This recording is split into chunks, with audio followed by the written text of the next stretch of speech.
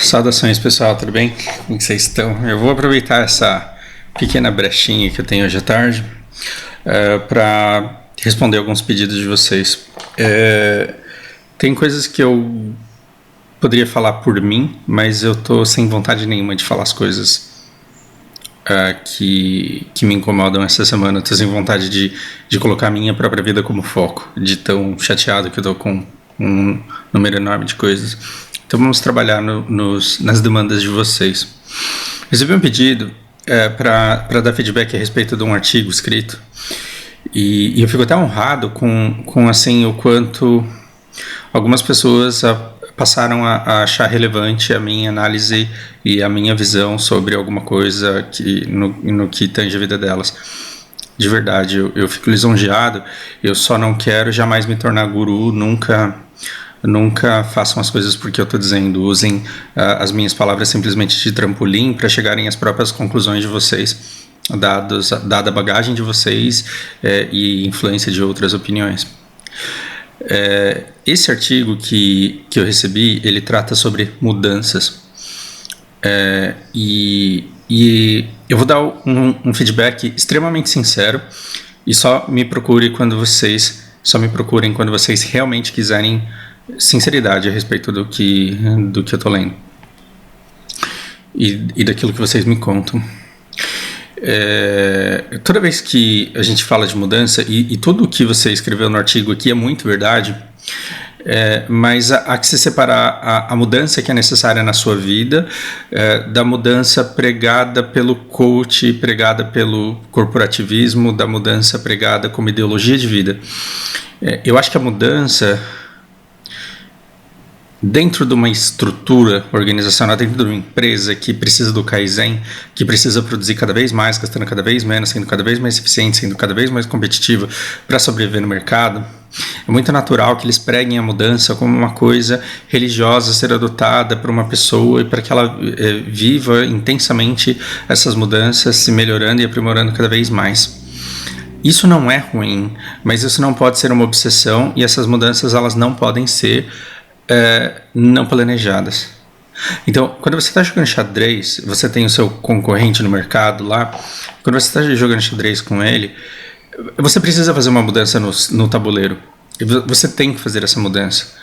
O problema é que se você tem uma partida onde as pessoas respeitam as regras, ela esperará o seu tempo, não importa quanto tempo demore, para que você provoque essa mudança no tabuleiro.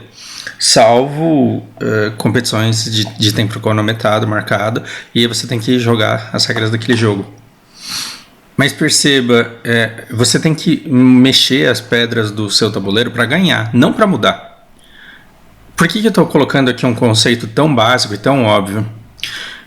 Porque se você sair dando ouvidos a tudo que o coach prega, a tudo que essas revistas semanais, esses sites semanais, esse conteúdo diário que te infesta de conteúdo a respeito de ficar rico, de conseguir, não é chato? Toda vez que você vai assistir um vídeo no YouTube, você tem aquela propaganda do cara que, ele tem dó de tão otário que você é, de não saber o que ele sabe, e que se você comprar o curso dele do Hotmart, ele vai te ensinar como ficar milionário.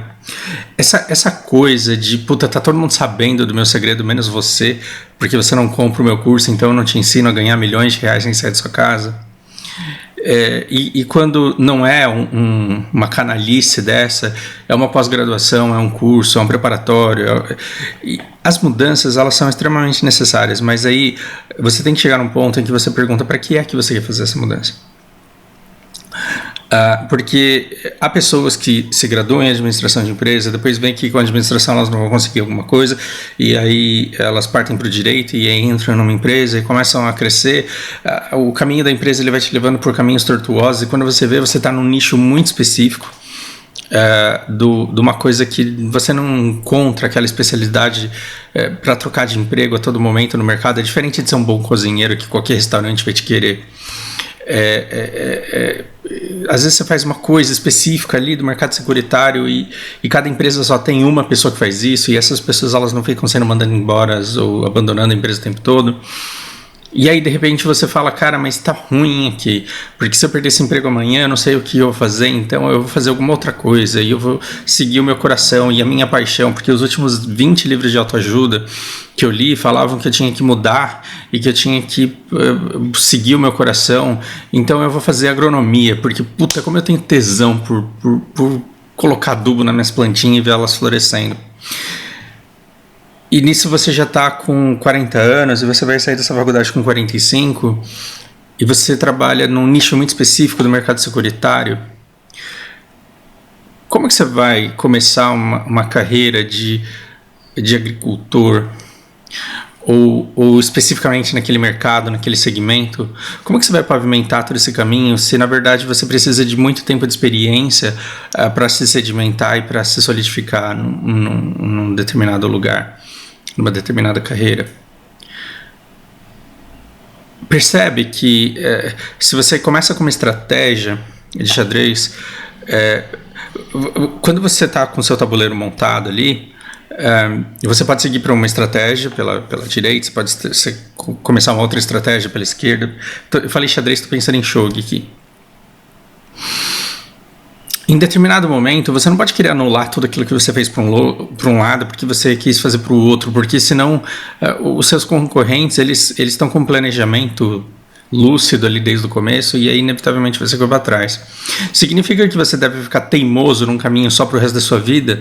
Não, porque às vezes você dedicou a sua vida inteira a ter uma locadora de fita cassete e aí você viu que tinha que mudar e aí você começou a investir em Blu-ray.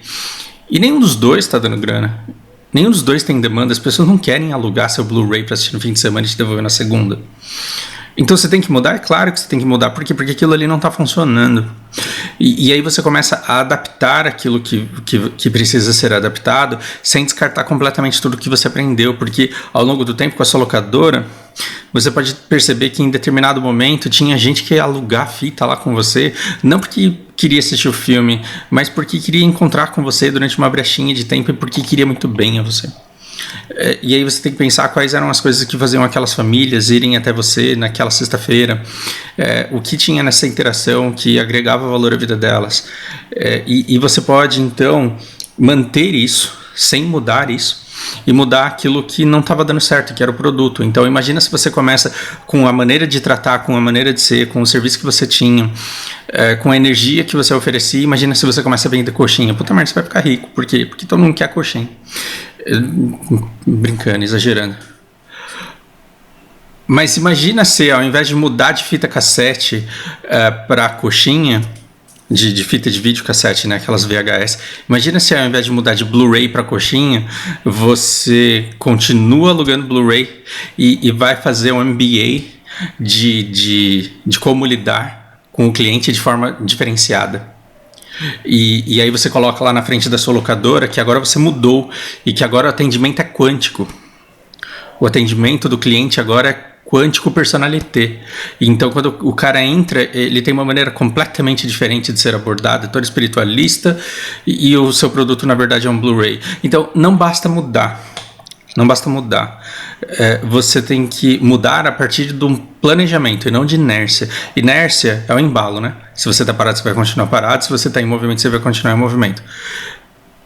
Eu não quero que vocês pensem que a mudança ela tem que ser fruto da inércia, que você deve mudar porque todo dia você precisa fazer isso, porque todo dia quando você chega no seu trabalho você deve jogar fora tudo que você sabia e começar coisas de uma maneira completamente diferente, porque aí você pode estar desperdiçando uma coisa extremamente valiosa que é a carga da experiência que você adquiriu ao longo de todo o tempo. E todo extremismo ele é meio burro, né? Então você fala, não, eu vou continuar fazendo desse jeito aqui porque eu sou conservador. Conservador no sentido meio pejorativo, não no literal. Você não pode continuar vendendo o negócio porque você é conservador, ou você não pode descartar todas as suas práticas porque você é um revolucionário. Por isso que enquanto o debate é ideológico, ele nunca leva a lugar nenhum. Há que se discutir as coisas que estão em pauta, as coisas que são reais, ali, materiais, que você precisa fazer. Então, esse produto não está dando certo, vamos mudar. Mas o tratamento está dando certo, então vamos manter o tratamento. Percebe? Eu não acho que você deva colocar como meta para sempre evoluir, para sempre evoluir, para sempre evoluir. Porque senão eu vou estar com... Se essa pedra do Khan estivesse funcionando, eu teria 2K de maestria aqui. Né? Se essa pedra não tivesse bugado e se não tivessem desativado o efeito dela, e é um negócio que eu tô com nojo de falar a respeito, eu já tenho 2K de maestria. Então, assim, dado que o cap atual do servidor é 2K de maestria, por que é que eu vou gastar 30 bilhões para colocar isso daqui no PEN como eu gastei para fazer o traje de coleta, por exemplo? Então, se eu gastar tipo 10 bi para colocar isso daqui no PEN e gastar mais uns 5, 10 bi para colocar isso daqui no PEN, vou conseguir? Talvez consiga, talvez eu gaste muito mais. Só que aí o que vai acontecer? Eu vou para 2.200 de maestria e o cap é 2.000. Se o cap é 2.000, por que gastar tanto para ter 2.200? Então, eu vivo citando como exemplo de vida os japoneses que eu encontrei no Rio e que ficavam me dando sermão, você tem que se esforçar para chegar em algum lugar. Eu falava, não, mas você pode ser mais do que você é.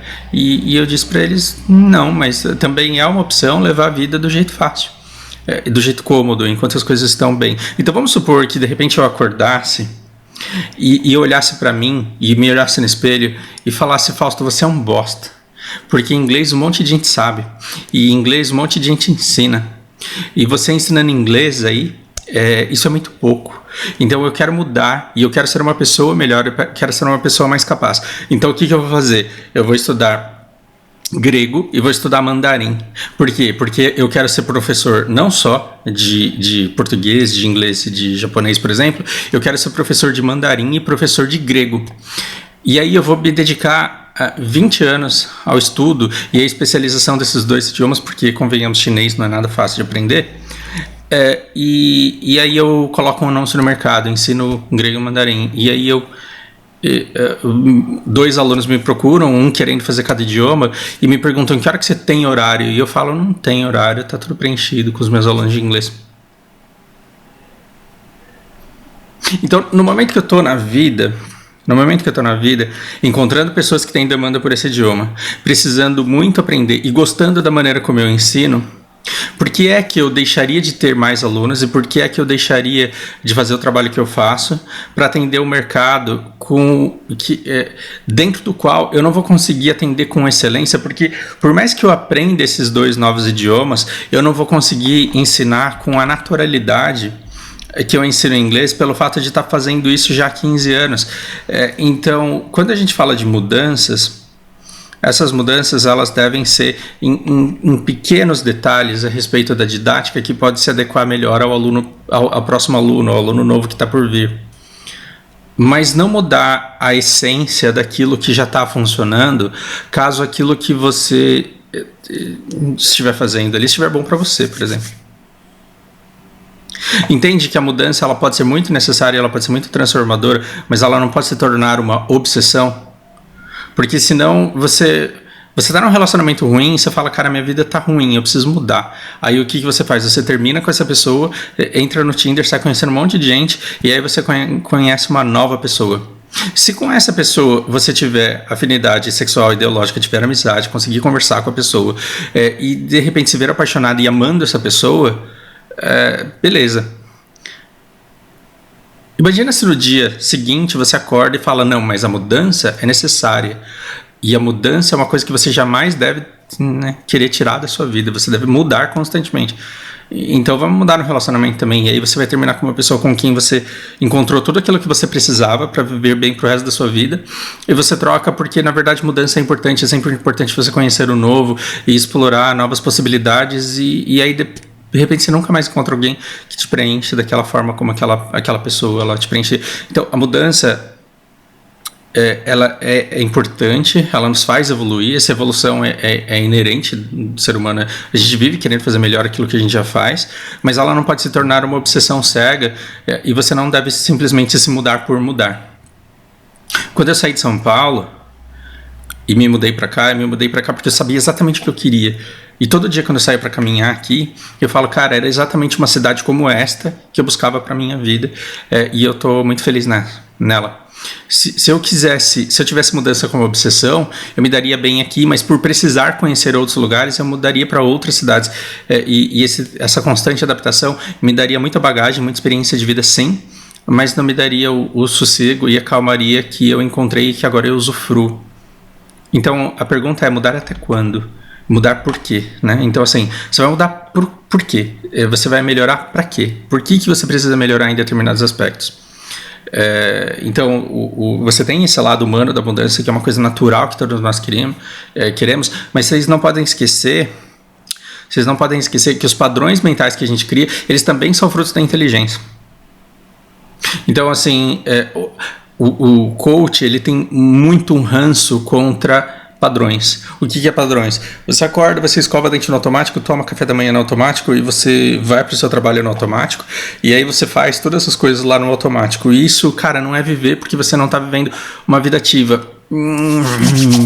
Eu não gosto muito de pensar nisso, porque o fato de você conseguir escovar os dentes, tomar café da manhã, tomar banho, se arrumar, sair, chegar no seu trabalho sem ter que despender capacidade intelectual para isso, é fruto de uma inteligência, é fruto de um condicionamento que você desenvolveu e que deixa espaço mental para que você ocupe a sua mente com outras coisas. Então, na minha concepção, assim, o errado não é nem você fazer as coisas no automático, mas é você ficar de cabeça vazia quando na verdade você poderia estar tê-la ocupada. Você poderia usar esse tempo em que você faz tudo no automático para desenvolver coisas, para absorver coisas. Isso seria muito legal. No entanto, você vai mudar para quê? Melhorar para quê? Se a vida tá boa para você do jeito que tá, não torne esse aprimoramento uma febre. Porque se eu deixar esse aprimoramento, essa melhora se tornar uma febre, o que eu vou querer? Eu vou querer todas essas pedras de processo no PEN, eu vou querer esse traje no PEN, e eu vou querer também o traje de treinamento no PEN, e aí eu não faço treinamento nem 1 hora por semana, e não faço... E vou precisar de pedras melhores que não vão me adicionar absolutamente nada na vida. Essa coisa... De vez em quando, o corporativismo ele nos leva à necessidade de transformação, e para sobreviver nele a gente tem que melhorar cada vez mais. Mas eu prefiro enxergar essa melhora, esse progresso na carreira como um requerimento do trabalho e não como um requerimento da sua existência, inerente à sua existência. Aliás, de vez em quando é até bom, depois do trabalho, fazer uma descompressão e assistir um filme, por exemplo, como Into the Wild. Como o filme do Aragorn lá, que ele é pai de família, que ele cria os filhos afastados da sociedade. De vez em quando é bom você pegar um filme desse, porque aí você vê um personagem, né, falando pro senhorzinho lá. Eu não acho que tudo da experiência humana ele deva ser fruto da comunicação com outros seres humanos. A nossa interação com a natureza também é extremamente importante. Ou seja, às vezes a gente fica obcecado por interação humana e você está lendo aqueles livros sobre liderança, sobre transformação, sobre influenciar pessoas, e você fica cada vez mais na febre de ter interações cada vez mais eficientes e melhores com as pessoas, porque você é um vendedor e você depende da sua interação com o outro para conseguir vender e pagar seus boletos. E você se esquece que, na verdade, a sua existência ela não precisa ser preenchida totalmente com relações humanas. Ou com relações, ou com atividades profissionais. Você pode, por exemplo, passar a tarde, ou pelo menos algumas horas do seu dia com uma árvore, com um gramado, com alguma coisa que não te demande uma intensa e constante atividade cerebral. E aí você fala, tá, mas pra quê? Por quê? Então, pra quê? Por que não fazer nada? É uma pergunta que não é óbvia. Ou seja, você vai ficar aí jogando esse BDO que não está te levando a lugar nenhum na vida, ou você vai ficar sentado no parque olhando para uma árvore durante 2 horas sem mexer no seu celular, sem aprender nada que vai te melhorar como pessoa. Então, esse ficar sem fazer nada para quê? Ele deve ter o mesmo peso de uma pergunta como essa: mudar para quê? Melhorar para quê? Upar para quê? Conseguir uma renda maior para quê? É a renda maior que você quer, pura e simplesmente, ou é alguma coisa que você quer alcançar? Você consegue alcançar essa coisa com a renda que você tem hoje? Então, assim, eu não tenho... Eu gosto muito dos padrões que a gente já estabelece para a vida. E de vez em quando eu olho para as pessoas que me cercam e vejo o meu trabalho e olho para a minha vida e percebo que o fato de eu conseguir fazer tudo com leveza e sem histeria, e o fato de eu estar pleno no meu lado profissional e dizer, ok, eu posso me aposentar fazendo isso sem que eu tenha que fazer grandes cursos, grandes MBAs, grandes atualizações, isso me deixa livre para jogar o que eu quero, para ler o que eu quero, para assistir o que eu quero, para buscar outros campos que não estão relacionados ao trabalho. No ano de 2021 eu vou começar uma coisa muito legal aqui em casa com a Lari, que eu quero compartilhar com vocês durante todos os estágios das mudanças que a gente vai fazer aqui. E assim, se a gente vai plantar batata em casa num espaço muito restrito, não é pelos R$3, pelos R$4, R$5 de batata que a gente vai colher todos os meses. Não, é por coisas que estão pouco ligadas ao resultado financeiro, quantitativo da coisa, e mais ligadas a desenvolvimento de habilidades que vão nos tornando mais plenos e felizes com nós mesmos. Não sei se isso faz algum sentido para vocês. Bom, esse foi o primeiro pedido. Num segundo ponto, eu quero falar aqui de um post que é bem triste, assim, que as pessoas elas consigam me ver completamente no espectro da esquerda, como se eu fosse um fã do Lula, e como se eu quisesse mal do país por querer mal ao governo. Quando, na verdade, enfim, trata-se muito de simplesmente mero bom senso aqui, né? Só para explicar esse post, o que a gente tem? O Carluxo, ele virou meme lá, né? Porque, tipo, o Trump, ele perdeu a eleição, e aí ele falou aqui dos tucanos do PSDB, quem que é o cuecão de couro aqui? Eu não sei. Essa daqui é a Joyce Hasselman. E cara, eu fiquei olhando para isso daqui, e antes de todo mundo começar a falar, a hora que eu olhei para isso, eu falei, o que esse cara tá querendo dizer com isso, meu Deus do céu? Então, impera o silêncio dos burgueses de certa emissora de TV, grupinho de quarto, Iron, amantes, vampiros, ratos... Então, vem nos comentários, nota-se que eles estão descontrolados, diz. E aí a minha interpretação desse evento foi assim, realmente a gente está numa posição desconfortável. Até o momento em que eu gravei esse vídeo, o Bolsonaro não se pronunciou a respeito da vitória do Biden. E isso diz respeito a decoro. Isso diz respeito não a você como pessoa, mas aquilo que espera-se do seu cargo. Porque no seu cargo espera-se que você tenha decoro e diplomacia. E a diplomacia, ela requer determinadas etiquetas. Etiquetas, por exemplo, quando vocês fazem aniversário, meus amigos, e eu não ligo para vocês, é porque na nossa trajetória, vocês já me conheceram como uma pessoa que odeia a relevância de aniversário na vida. E é por isso que eu não fico falando, olha, meu aniversário hoje, me dá parabéns. Para mim, eu cago para isso e, por consequência, mesmo quando o Facebook me avisa que é aniversário de vocês, eu tendo a não felicitá-los. No primeiro ano, no segundo ano, vocês ficam meio chateados, mas depois vocês entendem que isso é uma coisa minha.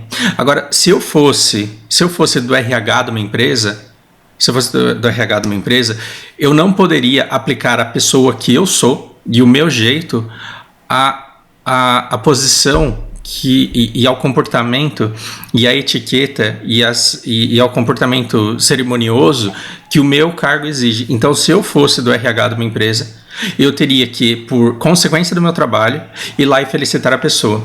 E eu não seria falso, não. Eu não colocaria um sorriso amarelo, fingindo que, nossa, você é a pessoa mais especial do mundo e eu te parabenizo aqui porque aniversário é uma coisa muito importante para mim. Não, eu de maneira cordial, mas profissional, eu diria feliz aniversário, parabéns pelo seu dia. E é uma coisa que o meu cargo espera de mim, e é uma coisa que eu não teria problema de fazer se eu me colocasse como um profissional do RH de uma empresa, representante de uma empresa, e não como Fausto, amigo de vocês. Por quê? Porque sendo eu representante de uma empresa, eu falo por ela, e se a norma da empresa onde eu trabalho, e da grande maioria das empresas se a norma da empresa onde eu trabalho é felicitar os funcionários no dia do aniversário deles, então eu vou seguir este decoro, eu vou seguir essa regra. Ora, nós temos como papel importantíssimo dos presidentes, com aqueles países em que vocês têm boas relações, felicitar o novo presidente, não porque você o defende, mas é porque ele começou a ocupar o papel de representante desse país e você precisa dizer parabéns. Tamo junto, vamos trabalhar, vamos negociar, vamos lutar pelos nossos interesses. Eu te reconheço como presidente, seja bem-vindo à ocupação, ao cargo de representante do seu país. E o Bolsonaro ele foi colocado numa sinuca de bico, porque ele defendia muito o Trump. Não que ele seja admirador de verdade, mas é que para manter aquela massa condensada ao redor dele, ele precisava ser tão extremista quanto, porque eles adotaram as mesmas estratégias para ganhar o jogo e ganharam o jogo.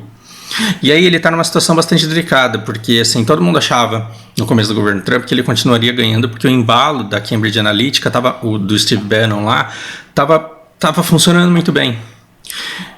E uma das coisas que eu fiquei feliz pelo Trump ter perdido não é o fato de o Biden ser um bom cara, um cara legal, um cara foda. Não, o que me deixou mais feliz na derrota do Trump é que eu tô vendo que as pessoas elas cansam desse ódio. Os americanos eles cansaram do ódio das redes sociais, eles cansaram da polarização, eles cansaram da fake news, eles cansaram desse clima bélico. E eles gostaram da proposta do Biden que veio chegando falando, pessoal, vamos apaziguar. Vamos trabalhar junto. E as pessoas que estavam há 4 anos brigando porque o dia inteiro elas são expostas a memes, elas falaram, porra, talvez seja melhor mesmo.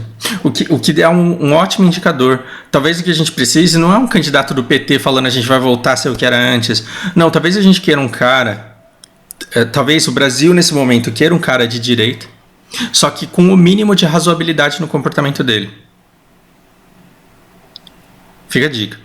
Aí, o que acontece? O Bolsonaro ele ficou numa situação delicada, porque se ele felicita o Biden, fica ruim para ele com o pessoal dele, porque vão começar a chamar ele de vira-casaca, de lambe-saco de qualquer presidente, não importa quem seja. E é por isso que ele está em silêncio até agora. Mas se ele não felicita, ele entra numa outra situação bastante delicada, que é gerar um problema talvez diplomático para o futuro. Porque o Biden ele já falou que se ele ganhasse, ele faria uma pressão no Brasil aí, que é justamente contra o caminho que o Trump estava andando. Na verdade, ele vai fazer uma oposição contra o Bolsonaro, não é porque ele odeia o Bolsonaro e quer acabar com o mito, é porque ele quer destruir a forma Trump de pensar o mundo. E aí cabe um certo jogo de cintura e o Bolsonaro ele vai ter que reagir a isso, ele vai ter que se alinhar em algum momento.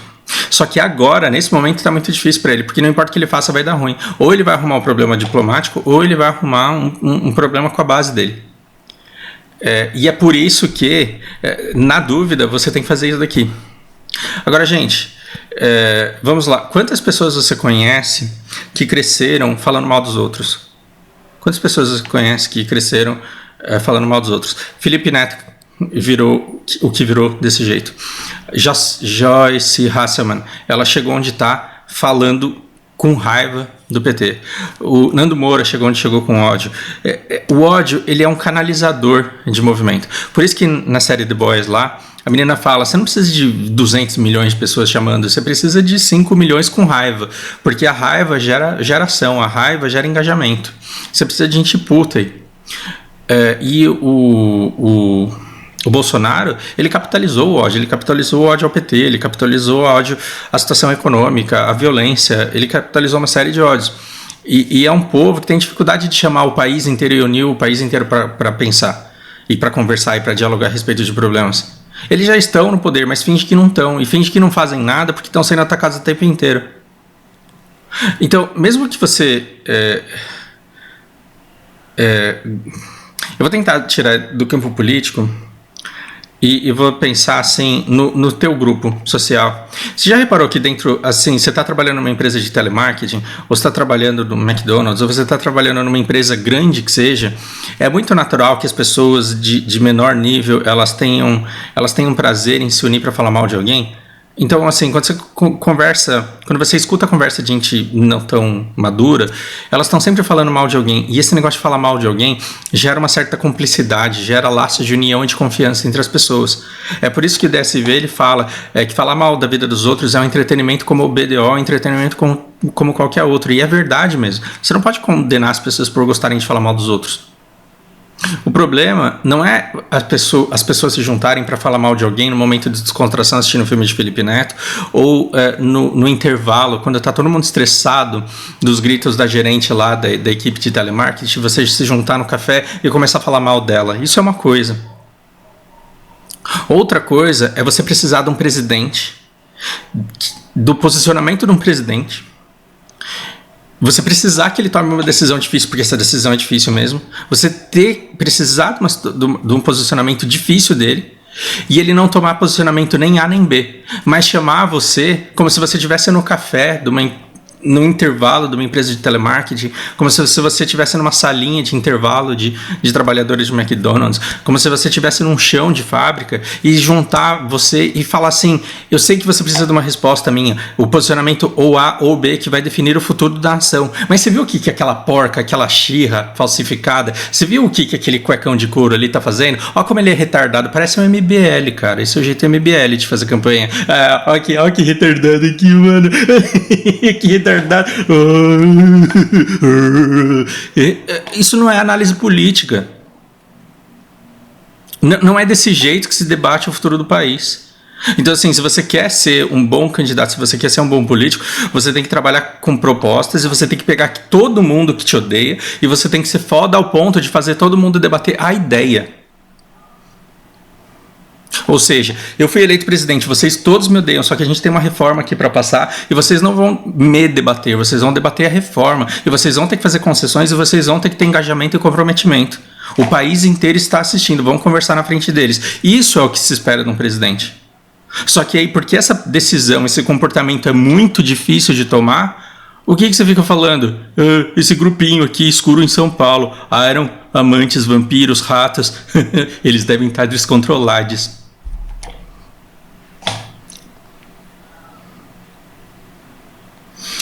Não é ranço com a pessoa, é o ranço com as atitudes que estão sendo tomadas nas pessoas que deveriam ter um comportamento muito mais nobre do que tem.